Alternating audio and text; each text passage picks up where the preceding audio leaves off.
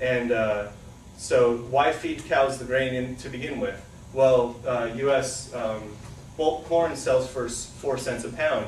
So it's actually cheaper to feed them corn along with the required antibiotics than it is to supply them with what is natural forage. So once this animal is turned into meat, the consumer then ingests these same antibiotics. And not only really is this practice a violation of animal welfare, it's also a violation of human welfare because humans ingest these unnecessary antibiotics as a result of the mass production of cattle. So if we were truly speciesist, then this practice would not be allowed because of the threat to human health. And this practice is, of course, motivated by profit and selfish interest of the mega corporate farmer. So now we move to the damage to the environment with deforestation. 2 reasons why deforestation occurs. First, forests are cleared to supply grazing land for cattle, and second, forests are cleared in order to grow various grains such as soy, corn, and wheat that are in turn fed to the cattle. And Singer writes, "It simply is not possible for everyone in the world to eat as much meat as people in the affluent world now eat, because to produce that amount of meat would require 67% more agricultural land than the world possesses. So clearly it's unsustainable. And the large production of meat in affluent societies will, of course, prove itself unsustainable when other less developed nations themselves begin to rise in affluence and begin to consume meat at the level that the U.S. is consuming meat. The world simply does not have enough arable land to allow everyone this luxurious diet that is basically the average American diet today." And then we move to water consumption. Here, Singer writes, "Agriculture consumes more than 70% of the water's developed fresh water supplies. Without water, we cannot survive, and in many parts of the world, water shortages are becoming critical." In the U.S., it is estimated that some 1,584 gallons of water are used to produce just a single pound of beef.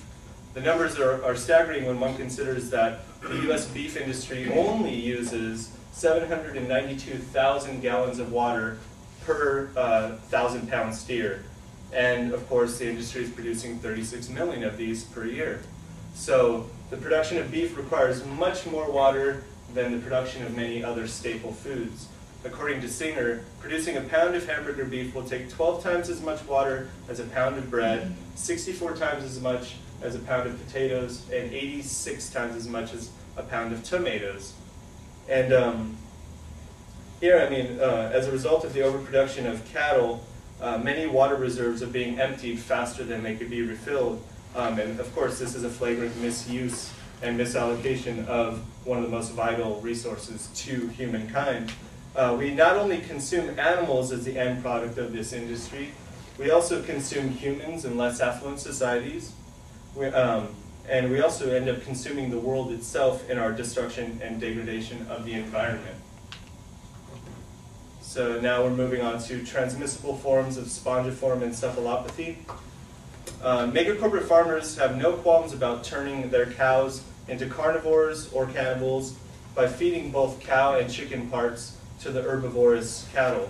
And here you can see in the US, it is still permitted for cattle to feed to contain beef blood and fat, as well as gelatin, plate waste, which is restaurant leftovers, chicken and pig meat, and chicken litter, which includes fecal matter, dead birds, chicken feathers, and spilled feed. The spilled feed can include the same beef and bone meal that is not allowed to be fed to cattle directly, but can be fed to chickens. And such practices have been put to an end in the European Union, and this is most likely due to the mad cow scare that occurred in Britain. And given the interspecies threat of transmissible forms of spongiform encephalopathy, one would think that this threat would register high for the human-interested speciesists. Of course, human interests are not the main concern of the selfishly interested mega-corporate farmer. Instead, the main motivation is profit and capital at the expenditure of animal health, human health, and environmental welfare. So Singer writes, slaughterhouse leftovers have been going into cattle feed for about 40 years because they are cheap and add protein to the diet. So the very things fed to cows that led to the spread of mad cow disease or bovine spongiform encephalopathy in Britain are still allowed into the feed of cows in the US. The disease is transmissible across species boundaries, and many related forms of the disease exist in multiple species. In sheep and goats, it's known as scrapie. In elk and deer, it is known as chronic wasting disease. In cattle, it is known as mad cow disease, or BSE. And in humans, it is now known as new variant Creutzfeldt-Jakob disease. And so, basically, as you can see, this unnatural and unhealthy practice enabled the spread of the disease from sheep to cattle, and then from cattle to cattle in Britain. And at the peak of the mad cow scare, some 60 cats ended up getting mad cow and had to be put down, and somewhere between 10 and 20 people of fairly young age ended up getting the disease and dying because of it. And given a lack of restrictive measures on the part of the US government, many consumers may inadvertently be eating tainted meat as a result of this forced cannibalism. If you think about it, the average hamburger that you get at any place these days, McDonald's, Burger King, what have you, about 100 or so at least cattle have been ground up into that one hamburger patty. So, and they don't, the regulations have gone down with time. They check, I think, every 50,000th animal or something like that. So you never know what's actually in your food because they just don't have the proper measures set in place to protect you. And spongiform encephalopathy is a disease that attacks the brain of the infected individual, causing holes in brain tissue and eventually death. And they actually cannot detect it until after death through autopsy. And when they open the skull, the brain looks like Swiss cheese. There's holes all in it. And they're basically these radical proteins called prions that end up eating away at the brain and causing a person to die either months or up to a year from the onset of the symptoms. But they also hypothesize that it could remain dormant in people for an indeterminable amount of period of time. And so we could all technically have it right now, and we wouldn't know it until we started to show signs. But CJD is typically a disease that affects elderly people. Infected persons degenerate quickly, as I said. But the unique thing about new variant Creutzfeldt-Jakob disease is that it affects people in early adulthood and is suspected to be linked to the consumption of meat tainted with BSE.